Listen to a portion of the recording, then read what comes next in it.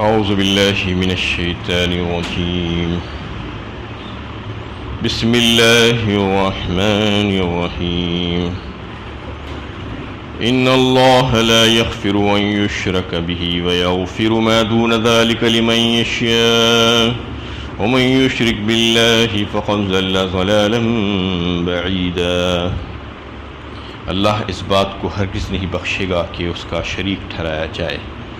اس کے سوا جو گناہ ہیں وہ جس کے لیے چاہے گا بخش دے گا، اور جس نے اللہ کا شریک ٹھہرایا وہ بھٹک کر بہت دور جا پڑا. یہ سورہ نساء کی 116 نمبر کی آیت ہے. اس آیت میں بھی اللہ تعالیٰ نے شرک کے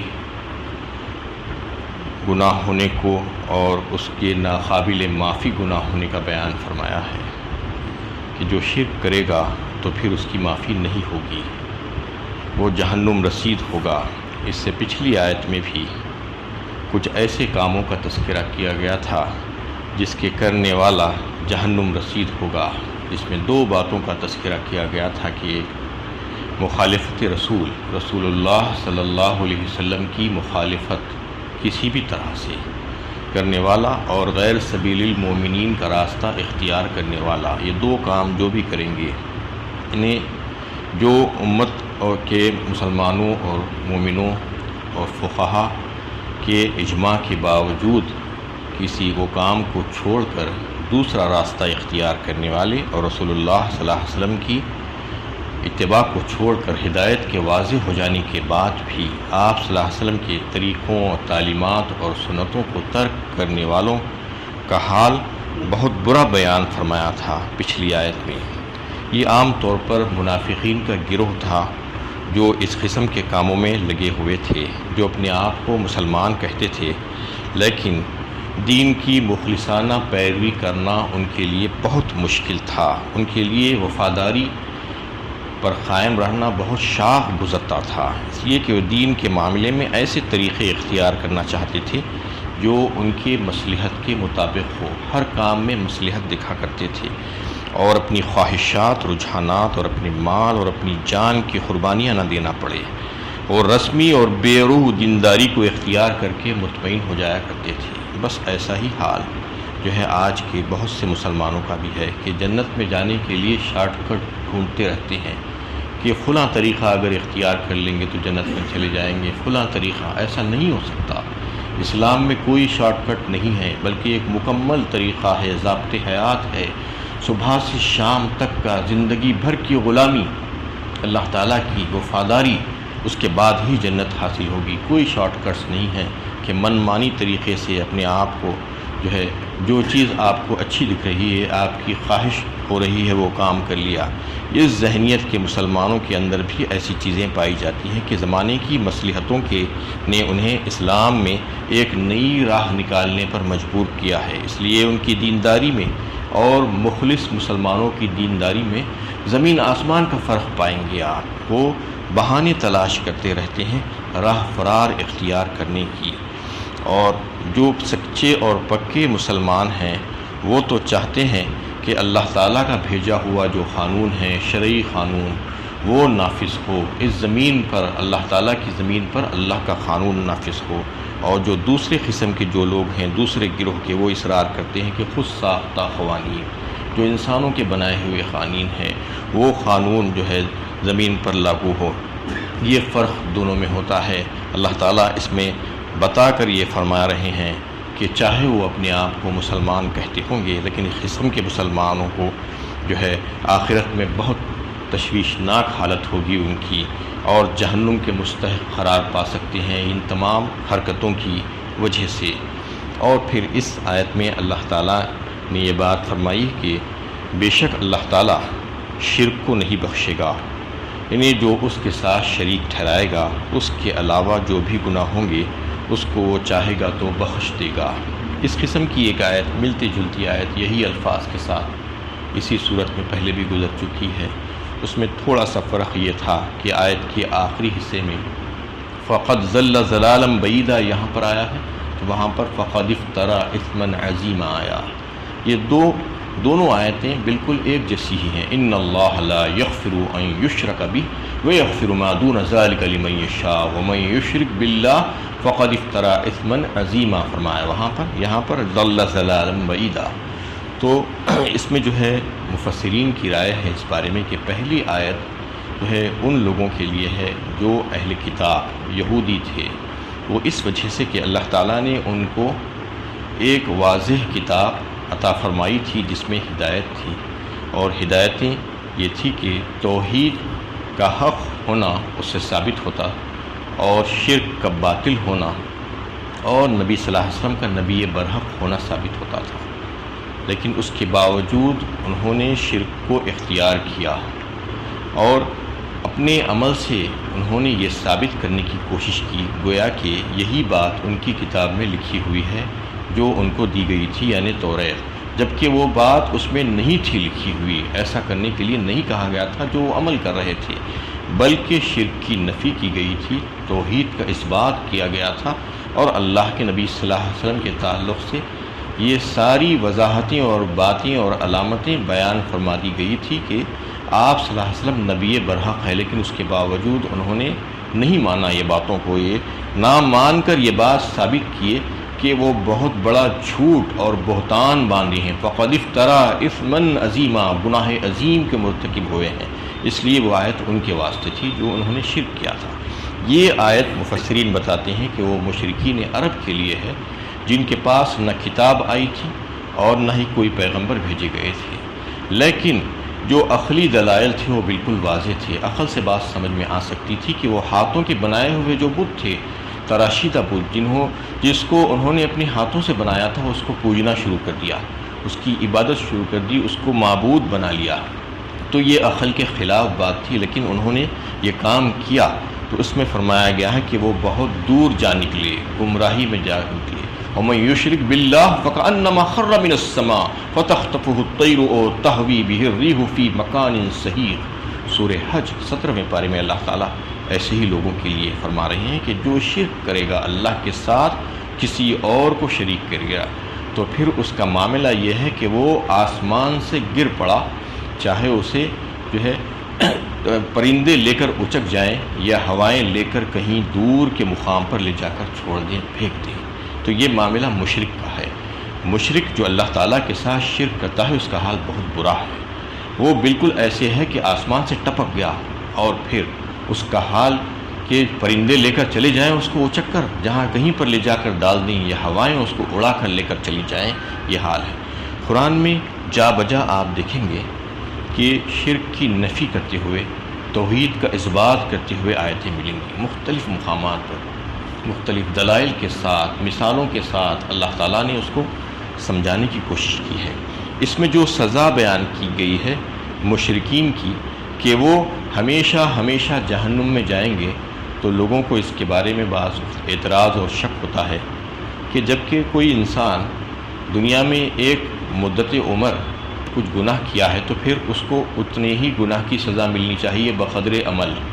یہ دل میں بات آ سکتی ہے لوگوں کے، تو یہ بتایا گیا ہے کہ انسان کو جو اختیارات دیے گئے تھے وہ اختیارات کا اس نے غلط استعمال کیا، اس کو جبکہ اللہ تعالیٰ کی معرفت حاصل تھی، وہ اگر تھوڑی سی کوشش کرتا، قدرت میں جو ہے اگر دیکھتا، نظریں اٹھا کر دیکھتا تو اسے پتہ چل سکتا تھا اطراف و اکناف کی چیزوں سے، لیکن اس نے اس کا استعمال نہیں کیا۔ اور جو کفر اور شرک کرنے والے جو لوگ ہیں وہ اپنے آپ کو صحیح اور درست سمجھتے ہیں، وہ کبھی بھی یہ نہیں سمجھتے کہ ہم غلطی پر ہیں، وہ یہ سمجھتے ہیں کہ ہم بڑی نیکی پر ہیں۔ اور پھر ایک بات یہ کہ زندگی کی جتنی مہلت ان کو دی گئی وہ ساری مہلت انہوں نے شرک اور کفر میں لگا دی، یعنی اس سے زیادہ بھی اور دی جاتی تو اتنا بھی لگا دیتے، مرتے دم تک وہ جو ہے اسی پر قائم رہے۔ اس لیے ان کی سزا یہ ہے کہ اس کے بعد کی زندگی جتنی بھی زندگی ملے گی اتنی ساری زندگی ان کو سزا جھیلنی ہوگی۔ یہاں کی ساری زندگی انہوں نے منمانی کی، ساری زندگی انہوں نے اپنے اختیار سے جو ہے شرک اور کفر پر قائم رہے، اس کے بعد کی جو زندگی آنے والی ہے اس لیے اللہ تعالیٰ ان کو ساری زندگی نے عذاب میں رکھیں گے اور جہنم کا عذاب ان کو سہنا پڑے گا۔ گناہوں کے 3 دفتر ہیں، 3 قسمیں کہا جا سکتا ہے۔ ایک تو وہ ہے جس کو اللہ تعالیٰ ہرگز نہیں بخشیں گے، دوسرے وہ ہے جس کو اللہ تعالیٰ اگر چاہیں گے تو اس کی مغفرت فرما دیں گے۔ تیسرا جو ہے قسم اس کی یہ ہے کہ اس کا بدلہ لیے بغیر نہیں چھوڑیں گے۔ تو پہلی قسم کون سی ہے؟ وہ ہے جو شرک سب سے بڑا گناہ ہے۔ ان الشرک لظلم عظیم فرمایا ایک مقام پر، ظلم عظیم ہے شرک، تو سب سے بڑا گناہ ہے، اس کو ہرگز نہیں بخشا جائے گا گناہوں میں سے۔ اور دوسرا جو ہے حقوق اللہ میں کوتاہیاں، حقوق اللہ میں اگر کسی قسم کی کمیاں اور کوتاہیاں ہو جائیں گی تو اللہ تعالیٰ اگر چاہیں گے تو اپنے فضل و کرم سے اس بندے کو معاف فرما دیں گے، اس کی بخشش فرما دیں گے۔ تیسرے گناہ کی جو قسم ہے وہ حقوق العباد کو مار لینا، حقوق العباد میں کوتاہی۔ کسی بندے کا حق مارا ہے تو اللہ تعالیٰ اس کا بدلہ اس کو دلائیں گے جب تک کہ اس کی معافی نہیں ہوگی۔ یہ تین قسم کے جو ہے گناہ ہیں۔ شرک کی حقیقت کیا ہے؟ اصل میں شرک کی بات آتی ہے، مختلف جگہوں پر آپ سنتے ہیں کہ شرک کہتے کسی ہیں۔ اصل میں شرک کی حقیقت یہ ہے کہ اللہ تعالیٰ کے ساتھ اللہ جو رب العالمین ہے، ہمارا پالنہار ہے، ہمارا خالق اور مالک ہے، اس کے ساتھ اس کی ذات، اس کی صفات، اس کے اختیارات، اس کے تصرفات میں اور اس کی عبادت میں، اس کی محبت، اس کی تعظیم، اس کے اکرام میں کسی اور کو بھی ہم شریک اور سہیم سمجھنا، یہ تمام کاموں میں کسی اور کو بھی اللہ کے علاوہ شریک اور سہیم سمجھنا اور ان کے ساتھ ایسی ہی محبت کرنا جیسے اللہ تعالیٰ سے محبت ہونی چاہیے۔ اور اللہ تعالیٰ کی جو خصوصی صفات ہیں، جیسا کہ اللہ تعالیٰ کا خالق ہونا، اللہ تعالیٰ کا رازق ہونا، اللہ تعالیٰ کا قادر مطلق ہونا، اللہ تعالیٰ کا عالم الغیب و شہادہ ہونا، یہ بڑی خصوصی صفتیں ہیں اللہ تعالیٰ کی۔ یہ صفتیں کسی اور انسان میں بھی ہم تلاش کرنے کی کوشش کرنا، یہ شرک ہے۔ یہ صفتیں صرف اور صرف اللہ ہی کی ہو سکتی ہیں، اللہ کے علاوہ کسی اور کی نہیں ہو سکتی۔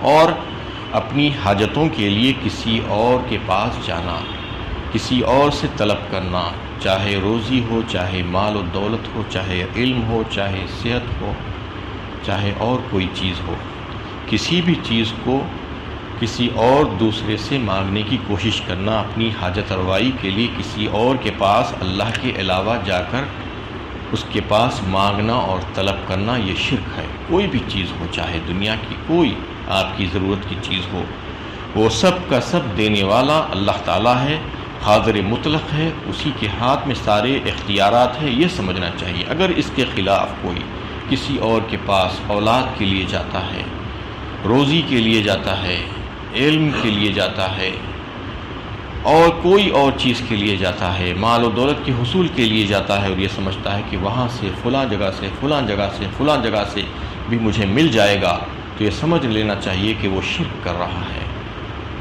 اور پھر یہ کہ جتنی بھی عبادتوں کی صورتیں ہو سکتی ہیں، جتنی بھی شکلیں ہو سکتی ہیں، وہ سب کی سب اللہ رب العالمین ہی کے لیے ہونی چاہیے، کسی اور کے لیے نہیں۔ عبادت کی مستحق ذات صرف اور صرف اللہ تعالیٰ ہے، چاہے وہ رکوع ہو، چاہے سجدہ ہو، چاہے قیام ہو، چاہے قربانی ہو، چاہے طواف ہو، چاہے جانور کو کسی کے نام پر ذبح کرنا ہو، چاہے جانور کو لے جا کر کسی کے استان پر ذبح کرنا ہو، یہ سب کا سب جو ہے صرف اور صرف اللہ تعالیٰ ہی کے لیے ہے۔ کسی جانور کو ذبح صرف اللہ ہی کے نام پر کیا جا سکتا ہے، کسی اور کے نام پر نہیں، اور کسی اور مقام پر لے جا کر بھی جانور کو ذبح نہیں کیا جا سکتا کسی اور نیت سے۔ اور جتنی بھی عبادت کی شکلیں ہیں وہ سب کی سب اللہ ہی کے لیے مخصوص ہونی چاہیے۔ اس میں سے کوئی ایک بھی عبادت کی شکل، منتیں، مرادیں مانگنا، کسی کے پاس جا کر دعائیں کرنا، حاجتیں مانگنا، کسی کو مشکل کشا حاجت روا سمجھنا، یہ سب کا سب ناجائز اور حرام ہے، سوائے اللہ کے۔ اللہ تعالیٰ ہی کے لیے مخصوص ہے ساری کی ساری عبادتیں۔ یہی جو ہے شرک ہے۔ اگر کوئی اس کے خلاف کر رہا ہے تو مطلب یہ ہے کہ وہ مشرک ہے۔ شرک کے گھنونے پن اور اس کے گناہ عظیم ہونے کو بتانے کے لیے، اس کو سمجھانے کے لیے اللہ کے نبی صلی اللہ علیہ وسلم نے ایک مثال دی صحابہ کرام کے سامنے۔ آپ صلی اللہ علیہ وسلم نے فرمایا کہ اگر تم میں سے کوئی یہ دیکھے کہ تمہاری بیوی کسی غیر مرد کے سامنے قابل شرم حالت میں پائی جائے تو تم اس کا کیا کرو گے؟ تو حضرات نے جواب دیا کہ ہم اس کے 4 ٹکڑے کریں گے، 2 مرد کے اور 2 عورت کے۔ آپ صلی اللہ علیہ وسلم نے فرمایا یہ تمہاری حیا ہے، حیا کی وجہ سے تم ایسا کرنا چاہ رہے ہو۔ تم سب سے زیادہ حیا والا میں ہوں اور مجھ سے زیادہ حیا والا اللہ رب العزت ہے۔ یعنی کوئی اللہ تعالیٰ کے ساتھ کسی اور کو شریک کرنے کی کوشش کرے گا، جیسا کہ کوئی مرد اپنی بیوی کے ساتھ کسی کی شرکت برداشت نہیں کر سکتا، اس کو مار کر ختم کر دینا چاہتا ہے، اس کی یہ دلی خواہش ہوتی ہے، تو ایسا ہی اللہ تعالیٰ کی حیا اتنی زیادہ ہے اور آپ کو اتنا غصہ آتا ہے کسی کے ایسے عمل کرنے سے کہ وہ اللہ تعالیٰ کے ساتھ کوئی اور بھی شریک ہے، اگر کوئی کہتا ہے کہ میں سجدہ وہاں پر بھی کروں گا، یہاں پر بھی کروں گا، میں قربانی ان کے لیے بھی دوں گا اور ان کے لیے بھی دوں گا اور ان سے بھی مانگوں گا اور ان سے بھی مانگوں گا، تو اللہ تعالیٰ کو بے حد غصہ آتا ہے اس معاملے میں۔ جتنا غصہ تم کو آتا ہے اس سے بہت زیادہ غصہ اللہ تعالیٰ کو آتا ہے، لیکن اللہ تعالیٰ حلیم ہے، آج برداشت کر رہے ہیں۔ کیوں برداشت کر رہے ہیں؟ کیونکہ یہ دارالعمل ہے، دنیا دارالعمل ہے، دارالجزا نہیں ہے۔ کوئی یہ نہ سمجھے کہ یہیں پر سب فیصلے ہو جائیں گے، یہاں پر تو نمونے کے طور پر اللہ تعالیٰ کچھ چیزیں بتاتے رہتے ہیں، لیکن اصل فیصلے تو قیامت میں جا کر ہونے والے ہیں۔ اس لیے یہاں پر ڈھیل دی جاتی ہے، مہلت دی جاتی ہے کئی ایک حکمتوں اور کی وجوہات کی بنا پر کہ بندہ اپنی اصلاح کر لے گا یا اور کوئی ایسی صورتحال نکل آئے گی، اس لیے اس کو جو ہے موقع دیا جاتا ہے۔ لوگ غلط فہمی کا شکار رہتے ہیں اور یہ کہتے ہیں شرک کے بارے میں کہ ہم فلاں چیز تو صرف جو ہے اللہ تعالیٰ کی قرب حاصل کرنے کے لیے، اس کی سفارش اور شفاعت کے لیے کرتے ہیں، ہم کسی اور کی عبادت نہیں کرتے، ہم تو اللہ تعالیٰ ہی کو خالق مانتے ہیں، اللہ تعالیٰ ہی کو مدبر کائنات مانتے ہیں اور اللہ تعالیٰ ہی کو رازق مانتے ہیں۔ صرف یہ کام ہم جو کرتے ہیں وہ ان لوگوں کی عبادت نہیں ہے، بلکہ ان کے پاس ہم اللہ تعالیٰ کا قرب حاصل کرنے کے لیے جاتے ہیں۔ یہی بات مشرکین عرب کہا کرتے تھے، ان کا تذکرہ اللہ تعالیٰ نے قرآن میں مختلف مقامات پر کیا۔ سورہ روم 21ویں پارے میں بھی اللہ تعالیٰ نے اس کا تذکرہ کیا، وَلَئِن سَأَلْتَهُم مَّنْ خَلَقَ السَّمَاوَاتِ وَالْأَرْضَ وَسَخَّرَ الشَّمْسَ وَالْقَمَرَ لَيَقُولُنَّ اللَّهُ فَأَنَّىٰ يُؤْفَكُونَ۔ تم ان سے پوچھو کہ اللہ تعالیٰ نے کون ہے جو زمین و آسمان کو پیدا کیا۔ وَلَئِن سَأَلْتَهُم مَّنْ خَلَقَ السَّمَاوَاتِ وَالْأَرْضَ وَسَخَّرَ الشَّمْسَ وَالْقَمَرَ، اور سورج اور چاند کو کس نے کام پر لگایا، کس نے مسخر کیا، تو فوراً کہہ اٹھیں گے اللہ۔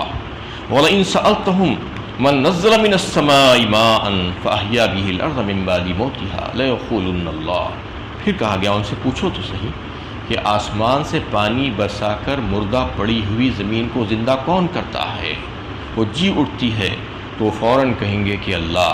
یہ بات تسلیم کرتے ہیں وہ مشرکین بھی۔ اللہ تعالیٰ یہ بتانا چاہ رہے ہیں کہ تم یہ مت کہو کہ ہم اللہ تعالیٰ ہی کو خالق مانتے ہیں، سب مانتے ہیں اللہ تعالیٰ کو خالق، کون نہیں مانتا بتائیے؟ کسی نے ابھی تک دعویٰ کیا ہے کہ ایک مچھر کے پر کو بنانے کا؟ کوئی بھی دعویٰ نہیں کیا ہے، بلکہ سب اس بات کو تسلیم کرتے ہیں یہ ساری کائنات، سارا جہاں، اس کے بنانے والا اللہ تعالیٰ ہی ہے، اس کا رزق دینے والا اللہ تعالیٰ ہی ہے، لوگوں کو پیدا کرنے والا اللہ تعالیٰ ہی ہے، لیکن اس کے باوجود بھی غیروں کے پاس جاتے ہیں، غیروں سے مدد مانگتے ہیں۔ یہ غلط فہمیوں کی بنا پر ہوتا ہے۔ اس میں بہت سی باتیں جو ہے بتائی جاتی ہیں کہ کیوں ان کے پاس جاتے ہیں۔ جب ان سے پوچھا جاتا ہے کہ کیوں جا رہے ہو تم، جبکہ اس بات کو تم تسلیم کرتے ہو کہ اللہ تعالیٰ ہی خالق ہے، مدبر کائنات ہے، ساری چیزوں کا پالنہار ہے، تو پھر ادھر اور ادھر کیوں جاتے ہو؟ تو کہتے ہیں کہ ہم جو ہے ان کے پاس سفارش کرانے کے لیے جاتے ہیں۔ وَيَعْبُدُونَ مِن دُونِ اللَّهِ مَا لَا يَضُرُّهُمْ وَلَا يَنفَعُهُمْ وَيَقُولُونَ هَٰؤُلَاءِ شُفَعَاؤُنَا عِندَ اللَّهِ۔ سورہ یونس 11ویں پارے میں اللہ تعالیٰ نے ارشاد فرمایا کہ جب ان سے کہا جاتا ہے کہ یہ تو تمہیں کوئی نفع اور نقصان نہیں پہنچا سکتے، پھر تم ان کے پاس جا کر کیوں ان کی عبادت کرتے ہو؟ تو کہتے ہیں کہ یہ ہماری سفارشی ہیں اللہ کے پاس، اللہ کے پاس جا کر یہ ہماری شفاعت اور سفارش کریں گے۔ اللہ تعالیٰ فرما رہے ہیں کہ اچھا کہ یہ بات ایسے کہہ رہے ہیں جیسے اللہ تعالیٰ کو نہیں معلوم قُلْ أَتُنَبِّئُونَ اللَّهَ بِمَا لَا يَعْلَمُ فِي السَّمَاوَاتِ وَلَا فِي الْأَرْضِ، یعنی اللہ تعالیٰ کو بتانا چاہ رہے ہیں، خبر دینا چاہ رہے ہیں کہ یہ ہمارے پاس آ کر سفارش کریں گے جس کے بارے میں ہمیں معلوم نہیں ہے۔ اور ایک مقام پر سورہ زمر میں بھی فرمایا ہے کہ یہ جو ہے آ کر یہ کہتے ہیں کہ ہم اللہ تعالیٰ کا قرب حاصل کرنے کے لیے ان کے پاس جا رہے ہیں، اللہ تعالیٰ کی نزدیکی حاصل کرنے کے لیے ان کے پاس۔ یہ ساری باتیں غلط ہے۔ ان اللہ یحکم بینہم فیما ہم فیہ مختلفون، فرمایا اللہ تعالیٰ نے ایک مقام پر، یہ ساری اختلافات کے فیصلے ہم جو ہے بروز قیامت کر دیں گے۔ تم آج جو کچھ بھی کر رہے ہو، شرک کر کے اس کو جھٹلا رہے ہو، تو اس میں اس کے تعلق سے بتایا گیا ہے کہ شرک بہت ہی گھناؤنا اور بڑا جرم ہے۔ اس لیے ہمیں اپنا محاسبہ کرنا چاہیے کہ کہیں ہمارے پاس ہماری زندگیوں میں ایسے اعمال تو نہیں آ گئے ہیں اور ایسے عقائد تو پیدا نہیں ہو گئے ہیں، تو فوراً ہمیں اس کی اصلاح کرنی چاہیے، کیونکہ دیگر سارے گناہوں کی بخشش کا اللہ تعالیٰ کا وعدہ ہے سوائے شرک کے۔ شرک اگر کوئی کرے گا تو پھر اس کی بخشش نہیں ہوگی، چاہے وہ اپنے آپ کو کچھ بھی کہہ لے، کیونکہ وہ مشرکین عرب بھی جو ہے کہتے تھے کہ ہم تو اللہ تعالیٰ کو مانتے ہیں، ہم اللہ تعالیٰ کو خالق مانتے ہیں، تصور کرتے ہیں۔ یہ ساری باتیں تسلیم کرتے ہوئے بھی انہوں نے شرک کیا تھا، تو وہ جہنم رسید ہوئے۔ اللہ تعالیٰ یہاں پر اس لیے بار بار اس بات کو امت مسلمہ کو متوجہ کر رہے ہیں اس میں کہ تم ایسے کام کبھی بھی نہیں کرنا، کیونکہ اللہ تعالیٰ کے ساتھ اگر تم شریک کرو گے تو اللہ تعالیٰ اس کو ہرگز برداشت نہیں کریں گے۔ اللہ تعالیٰ سے دعا ہے کہ اللہ تعالیٰ ہماری حفاظت فرمائے ایسے ان تمام کاموں سے جن سے اللہ تعالیٰ ناراض ہوتے ہیں اور اس سے جہنم واجب ہو جاتی ہے۔ اللہ تعالیٰ ہماری حفاظت فرمائے۔ یہ درس رمضان سے پہلے کا آج ختم ہو رہا ہے، انشاءاللہ اب رمضان کے بعد بھی ہوگا، کیونکہ رمضان میں تراویح کی بے انتہا مصروفیت اور دیگر مصروفیات کی وجہ سے آج اس کا اختتامی درس تھا۔ اس کے بعد رمضان کی عید کے بعد انشاءاللہ اس کی پھر سے شروعات ہوگی۔ وآخر دعوانا الحمدللہ رب العالمین۔